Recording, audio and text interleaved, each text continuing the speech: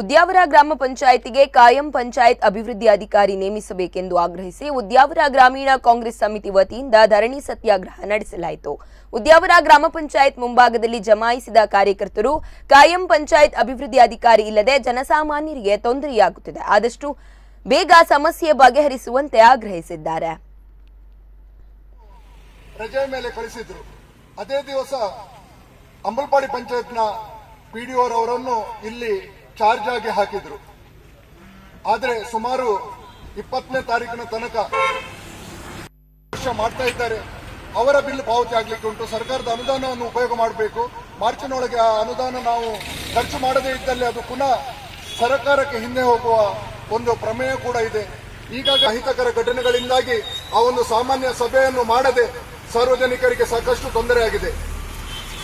ಸಾರ್ವಜನಿಕರು ಪ್ರತಿ ದಿವಸ ಪಂಚಾಯತಿಗೆ ಅಲೆದಾಡಿ ಹಿಂದೆ ಹೋಗ್ತಾ ಇದ್ದಾರೆ. ಇಲ್ಲಿ ಪಂಚಾಯತ್ಗೆ ಶಾಪ ಹಾಕುವಂತದ್ದು ಕೂಡ ನಾವು ಗಮನಿಸ್ತಾ ಇದ್ದೇವೆ. ಇಲ್ಲಿ ಯಾವುದೇ ಕೆಲಸ ಆಗುವುದಿಲ್ಲ ಅಂತೇಳಿ. ಈ ಹಿಂದೆ ಆಡಳಿತಾಧಿಕಾರಿ ಹಾಗೂ ಅಭಿವೃದ್ಧಿ ಅಧಿಕಾರಿಯವರು ಇರುವಾಗ ಸಾಕಷ್ಟು ಆ 8 ತಿಂಗಳಿನಲ್ಲಿ ಅವ್ಯವಹಾರಗಳು ಆದದ್ದು, ಅದು ಕೂಡ ತನಿಖೆ ಆಗಬೇಕಂತೇಳಿ ನಾವು ಕಾರ್ಯನಿರ್ವಹಣಾಧಿಕಾರಿಯವರು